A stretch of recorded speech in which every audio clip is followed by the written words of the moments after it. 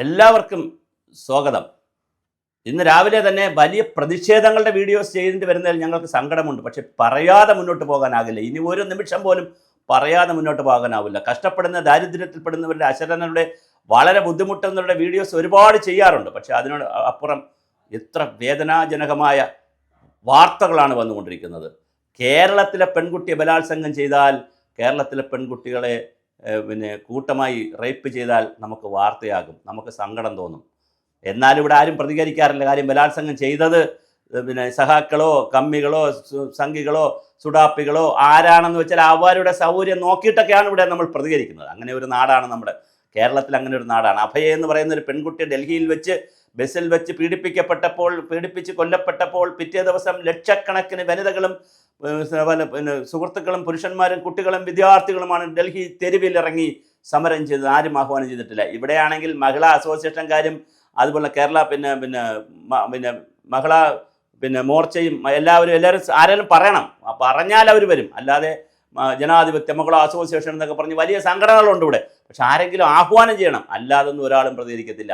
ഞാനൊക്കെ പഠിക്കുന്ന കാലത്ത് വിദ്യാർത്ഥിയായിരിക്കുമ്പോൾ നെൽസൺ മണ്ടേലയെ അവിടെ ജയിലിലിടുമ്പോൾ ഞങ്ങൾ ആരും പറയാതെ, ഒരാളും പറയാതെ, ഞങ്ങൾ 5 ആളെങ്കിൽ 5 ആൾ, 2 ആളെങ്കിൽ 2 ആൾ, ഒരു കൂട്ടമെങ്കിൽ ഒരു കൂട്ടം ഞങ്ങൾ തെരുവിലിറങ്ങി ഗ്രാമാന്തരം മുദ്രാവാക്യം വിളിച്ചിട്ടുണ്ട്.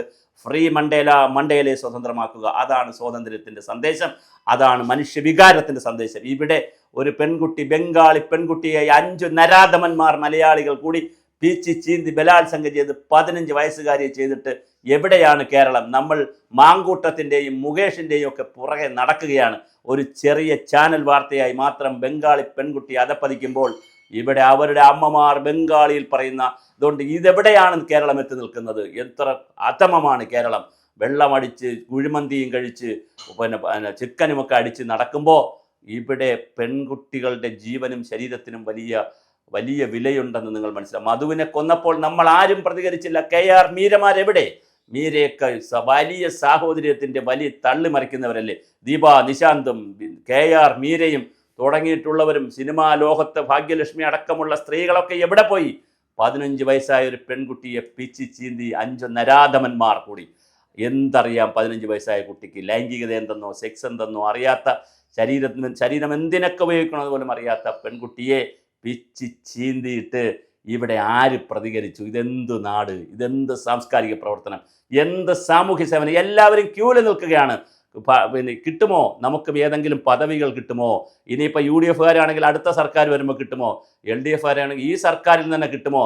പിന്നെ ഭാഗ്യത്തിന് വേറൊരു ഗുണമുണ്ട് കേട്ടോ. പിണറായി വിജയൻ ഒരു ഗുണം കിട്ടിയിട്ടുണ്ട് കേട്ടോ. അത് പറയാതെ പോകാനാവില്ല.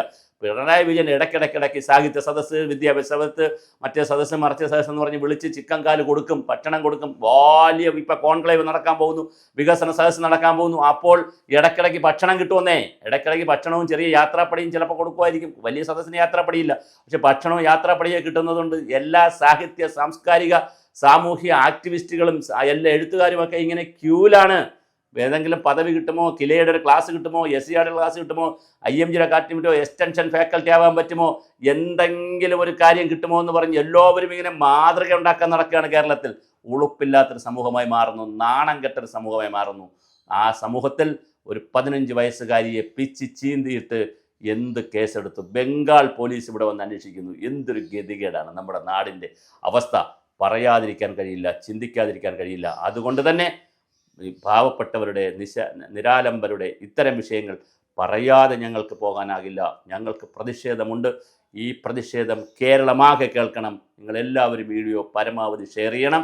കേരളം കേൾക്കട്ടെ. എന്താണ് കേരളത്തിന് സംഭവിച്ചുകൊണ്ടിരിക്കുന്നത്? ഒരു വശത്ത് രാഷ്ട്രീയ നേതാക്കളുടെ കാമപ്പേക്കൂത്തുകളാണ് കാണുന്നത്. അത് UDF ആയാലും LDF ആയാലും ഏത് F ആയാലും കുഴപ്പമില്ല. ഇവിടെ ഇപ്പോഴത്താണെങ്കിലോ ഇതുപോലുള്ള കാര്യങ്ങൾ. സങ്കടമുണ്ട്, പ്രതിഷേധമുണ്ട്, പ്രയാസമുണ്ട്. ആരാണ് ഈ രാജ്യത്തെ രക്ഷിക്കുക? ആർക്കാണ് ഇനി നാടിനെ വന്ന് ഇതൊരു നന്മയിലേക്കുള്ള സംസ്ഥാനമാക്കി കൊണ്ടുപോകാൻ കഴിയുക?